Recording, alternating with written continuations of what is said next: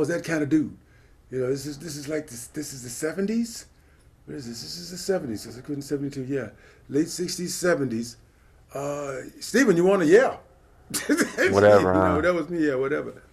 And I'll always remember the last line of the review. It said, "And we will surely see Stephen Williams in theater again."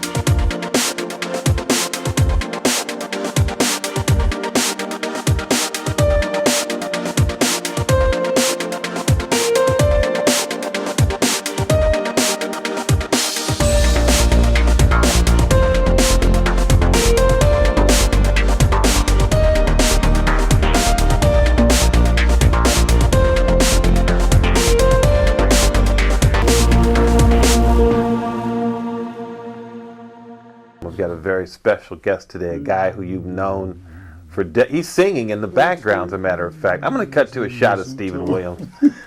You know him from You just messed it all up, man. You know him from the X-Files, Supernatural, 21 Jump Street, Gravesend, and so many other films and television shows for the last, 30 years? 40 maybe. 40 maybe. Yeah, at least. You know, At least. say hi to Dinosaur. say hi to Mark Giordino. He's sitting to your left. Mark, Hey, buddy. how are you? Good to see you. Good to be seen. Yes, it Let me always tell you. is. Yeah. Oh yes, Always yes. is, yeah. There's so many of us. I God can rest their tell souls. you that honestly, you have given two speeches at Action on Film in the decade we've been in existence. Once in 2005 with David Carradine. Yes. And you had a film called Gravesend with Eric Roberts and a really great cast. Nice movie. Nice movie. Yeah, and the producers were Nice fantastic. movie. So much fun, and gave us so much freedom. And to work with Eric was just like a lesson. I call all of my acting career anyway like OJT. And that's where all of my training came from, on-the-job training. All of my training actually came from getting cast and stuff and working with fabulous people. Tell me about your beginnings in the industry. I began as a shoe salesman.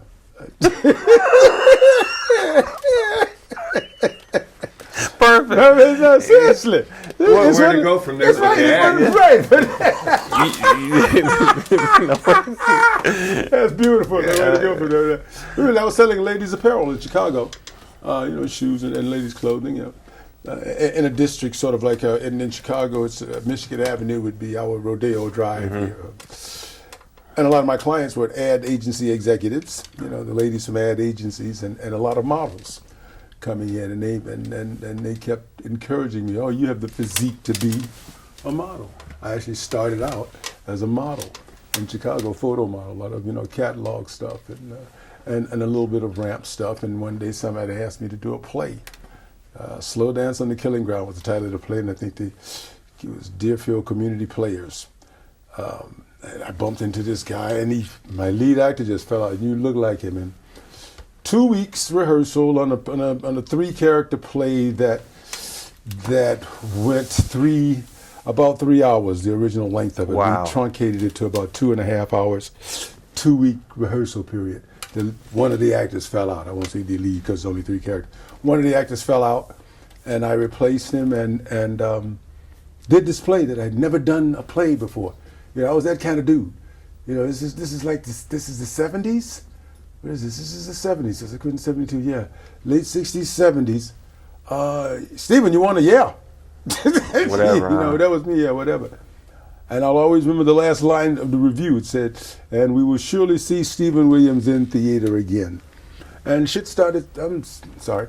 Don't be Stuff listen, started snowballing. I cut it, so I'll cut it out. That's okay with me. Yeah, stuff started snowballing from there. I made a model. I made a living as a model around town. I started doing plays, and then the movie industry came to Chicago. My first film, I think, was a film called Monkey Hustle. I think it was an extra or something in that. And then I did Coolie High. Coolie High was great. High, yeah. And then I did Blues Coolie Brothers. High was great. Coolie High is a classic now. It's a classic film. Absolute classic. Eric Martin and Mr. Schultz directing, and it was just so much fun. That's where I met Glenn Turman and Lawrence Hilton Jacobs, who are best buddies to this day. I just saw Glenn Turman and Joe Turner's Done Come and Gone. Yeah, he's such a fine actor. He's such Standing a fine actor. ovation. They gave Keith David a standing ovation, but they gave Glenn Turman a standing ovation. Yeah. Yeah. Yeah, he's awesome. He's absolutely awesome. if they could just translate into. I see so many actors like that who are just brilliant. It doesn't translate into the. I don't know. I really don't want to name it, but it doesn't translate into $20 million a picture. Okay, let's put it that way. Why is that? Well, I think that the pay structure in film has gotten way out of proportion, but the person that gets that pay structure is structured by, I think, a campaign that either comes from the entertainer side or from the studio side. Mm-hmm. And if it comes from the studio side, it's pretty hard to hold it back, because that's where the power comes from. That's where the power is. And nobody's even ever hinted or told me whose butt I'm supposed to kiss. Just no. give me They always say, well, that's what they said, but you never find out who they are. Right. So, exactly. No, yeah, but it's like I always say, it's tell me who you are. The entertainment business is a ballpark, and to play in that ballpark, you play by their rules, and then they determine who starts the game. Like this. You know what? Anybody can talk over my opens now. Go ahead. Hey, welcome back to the show. A trend's developing. A trend is developing where, people just keep going, man. Hey, Actually, he looked over to me and he says, "He's about ready to talk?" I said, "Yeah." I said, "Okay." I'll start the intro. You guys are funny. I'll start This is a team. I told you. This You're is not a fooling team. around here. And I go back to that 2005 award, because our very first time that we had done something, and you showed up. And when your name was announced, you yelled in the audience, and you said, "Because I've never been recognized for anything." And I found that so difficult to believe, because sitting next to you was David Carradine. I think Nick Mancuso was there. I think we had Costas Mandylor and a few others. And you were so excited to win. And I just don't. Where does that passion come from to know that it matters to you? It was so much, because it was so much fun to be there, number one, with all those people. And Hollywood, even though I've had 8, I'm not a movie guy. First of all, I was at a film fest. Mm-hmm. That's a whole other thing. I'm a TV guy. I've had 8 television series in which I've been, the title character or one of the series regulars, i.e. one of the stars, right, or one of the most interesting recurring right, characters in the show. 8 of them.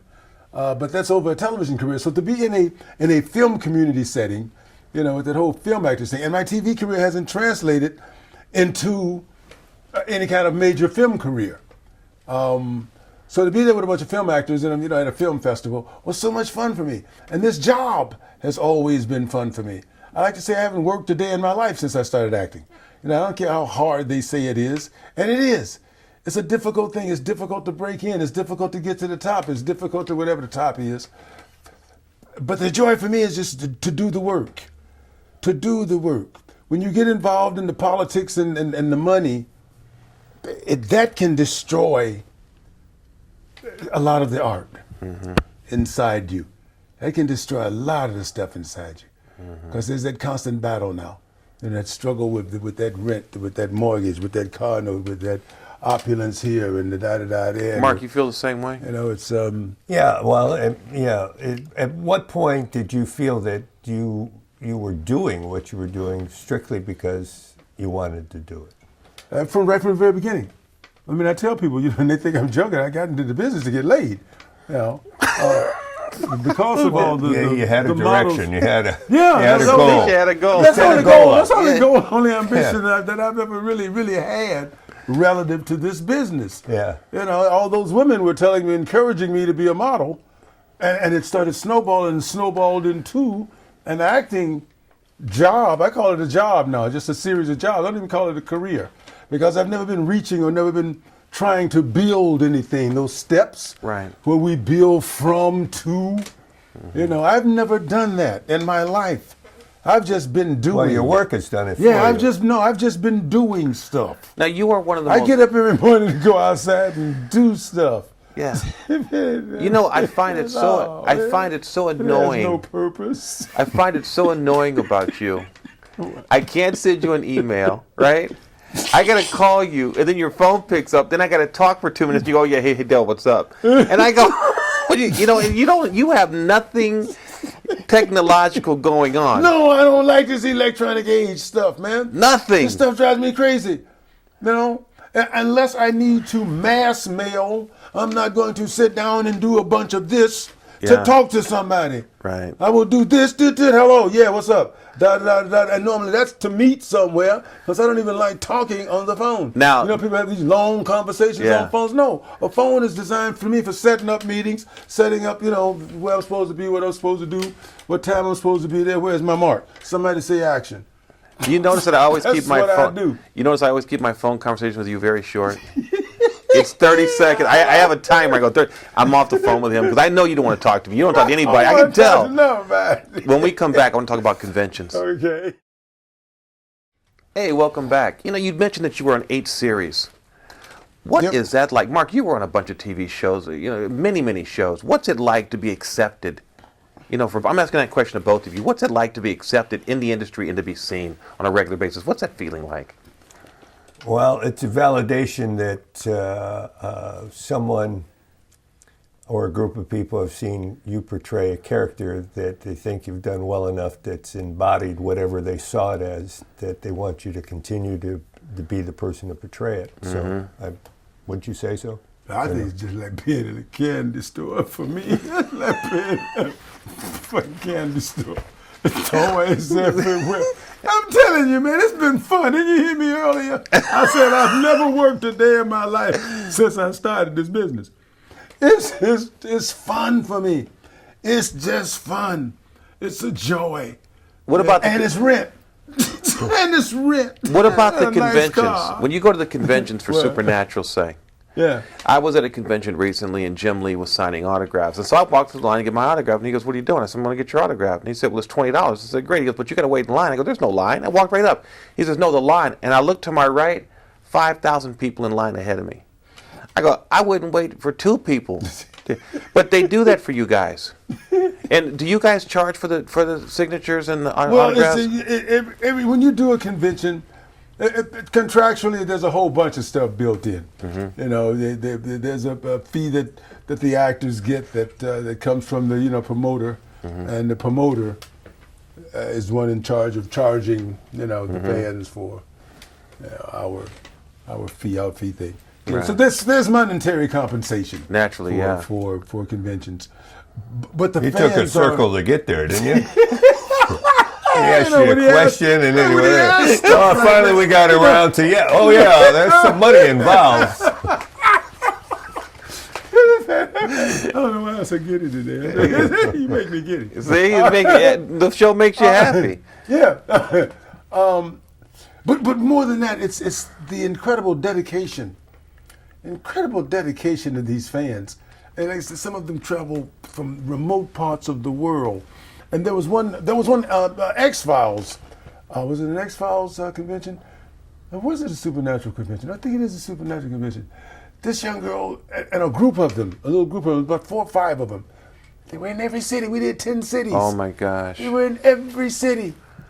It was like, some of the actors are looking at each other going, "We're in the wrong business. Yeah. We ain't getting enough money." Should be doing conventions. Yeah, they're getting enough money to travel from city to city to city. Yeah.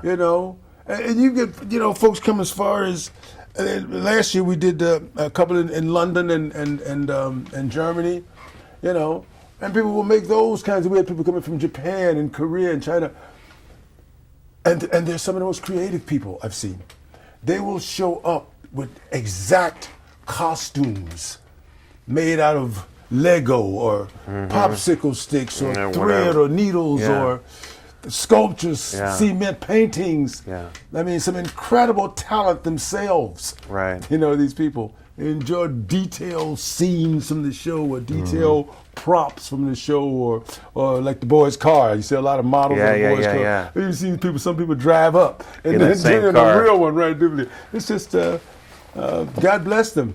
God bless them. I want to talk to you about theatrical roles when we come back, because there's one specific one I'm interested in, of course, with you and I want to talk about how you're going to interpret that role, how you prepare, and what your process is. Turkey. Yeah, whatever. He don't care. The problem is he's got an audition after this because he's a busy guy. And I want to get you out of here. That's but I why also I'm wanna looking keep, like this. I love it. I'm gonna go audition for the president of the United States.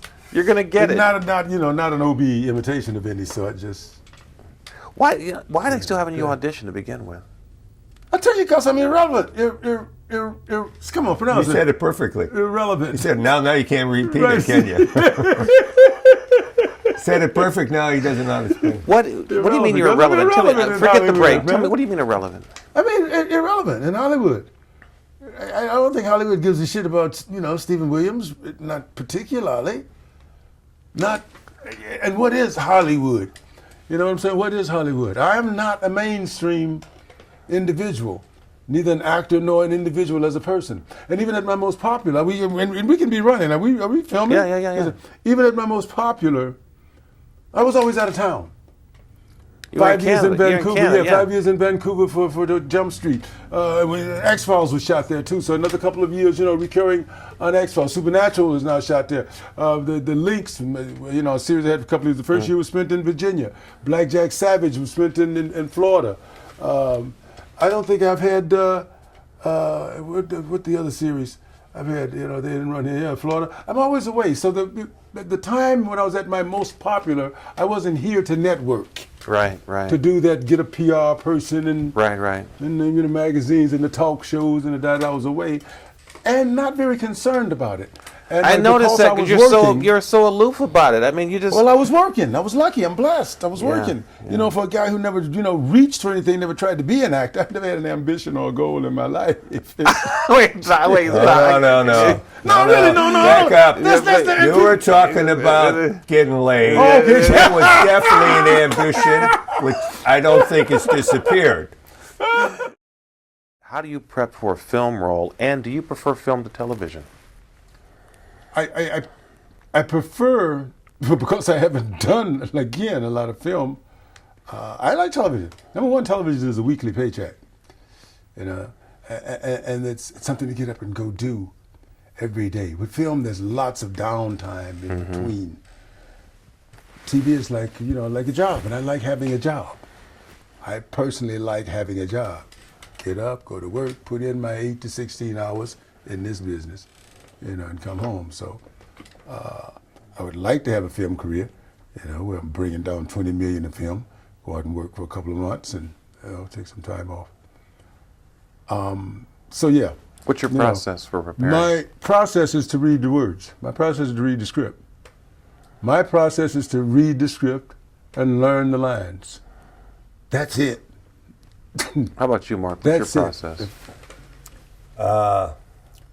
Well, I think I agree with Stephen. You've got to read the script, you've got to read the lines, and then you have to make some decisions about the character so that you can read them the way you believe they'd be perceived, and yet be open-minded enough that the director may not want the character that way, so you have to be able to adjust as to what he sees the intention of a particular scene or a character that he wants portrayed at that given moment.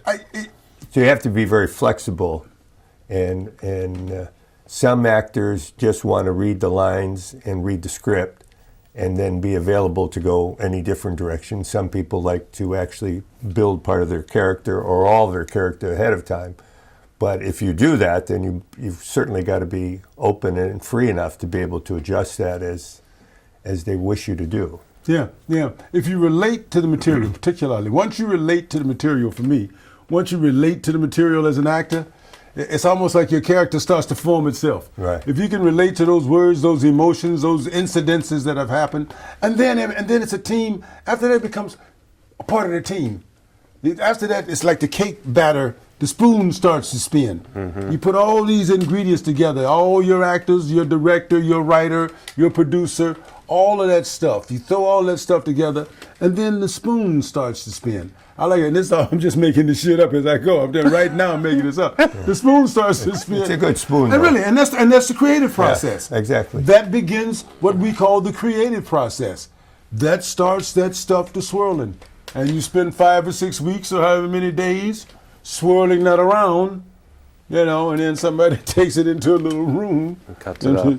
Yeah. I'm gonna And ask you puts one it all more. together and sticks some candles in it and stuff, and You got a cake. lights it and come out. It's Start kind singing. of like that, isn't Now it? you got to start singing. Yeah. then. When we come back, I got to wrap up, unfortunately, but I want to talk to you both about what young actors don't know about working with directors, or what young directors don't know about working with seasoned veteran actors. You're watching Del Weston on Film. My special guest today, Mr. Stephen Williams, and Mark Giordino from Behind the Gate. We'll be right back. Wow, this is good. Why you had to have a fucking audition today, man? I want to do a couple of shows with you. Why are you doing this to me? Come on, I don't know. No, because you're gonna do that. I want to get you back when we can actually. This is fucking amazing. And by the way, Tisa's gonna call you. Wait. Tisa's gonna call you. This is the first year we're ever gonna do an acting seminar at the festival, and we want you to do it. An acting seminar. Acting for Actors, Writers, Producers, and Directors by Stephen Williams. Ooh, Wait, we sit down shit. and talk, man. I have no idea what you just said, and I cannot. See, I can tell people how to do. And I shit. ain't talking to no I cannot fucking do a managers, seminar. man. I can tell people how to do stuff in 3 minutes. That's well. Then you know what? Then you have a lot of time to eat. Yeah, baby, a 3 You have minute a lot of show. time to Let them eat. do- I got plans. Here we go. Whenever you're ready. Come to the 3-minute Steve Williams lot of seminar. This, I can't even control this show anymore. I don't know what happened. I don't know, Hey, something. Mark and Stephen, answer me a question. What don't young directors know about working with seasoned veteran actors?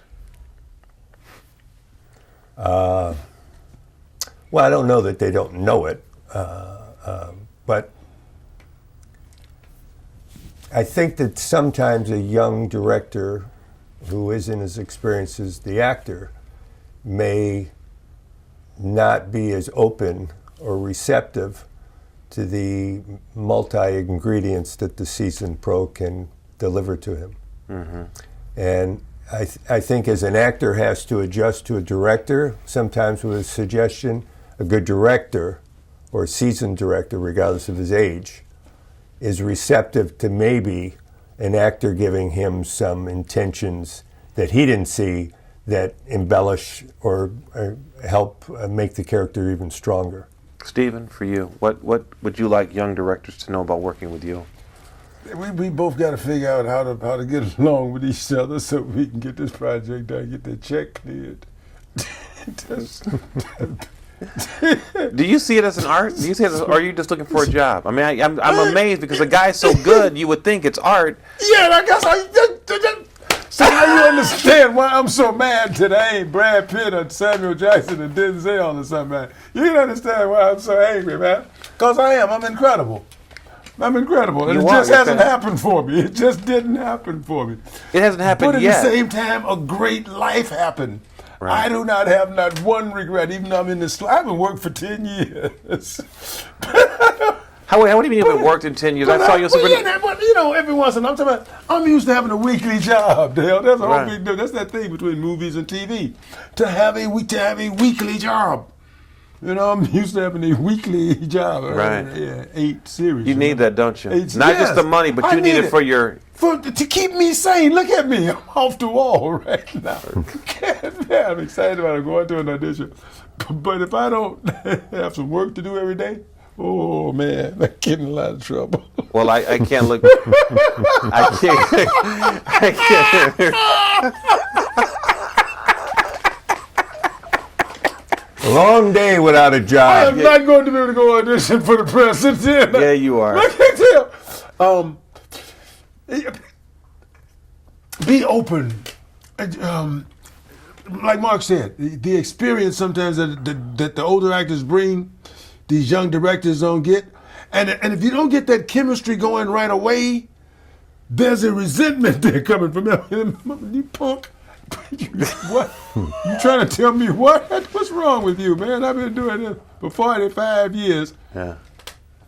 What? He's a director? Okay. I won't knock him out there. Well, I'm- and I think the older directors have to understand that the energy of younger actors, I would guess, because that's a direction I would have no idea. Yeah. Because they're different. That's a whole different breed. Yeah, that's a whole now. different. Yeah, I'm the that's all- older actor, and that's the Yeah. young director. I don't know what a young director and an old director and a younger actor. I don't know what that dynamic. Guy would told be. me one time the one thing about getting older is you make a lot of younger friends. Well, Because you don't have an option. All the older guys are Good dying, gone. yeah. The other thing about getting older is that's the goal. Yes. That is the goal. Yes. Yeah. I told a young girl once, we was joking around, I said, baby, where when we get, she said, I don't sleep with old men. You know that's the goal, don't you, girlfriend? Yeah. You better hope you get old. Yeah. Okay? That's what we all reaching for. Yeah. I'm trying to get as old as I can. It took me I want to from, get real old. well, you know, between 2005 and 2012, we lost contact. I happened to run into you at a party in Beverly Hills one night, and that's how we reconnected. I can't wait to work with you this year and see you back on the screen, which is where you belong. Hey, let's have some fun. Let's do it. Have some fun and put out some good work. It's such a joy to get when you get that passion about anything. You know, that fun passion. It's just. My special guest today, Mr. Stephen Williams, and of course the great Mark Giordino. Check us out at BehindTheGateMovie.com, DelWestonOnFilm.com. Why is there no wedding ring on your finger? Oh my goodness. Well, I'm sure a couple people try to put one there. You know what I would have done for her? What? Everything. Oh. And that's how we roll.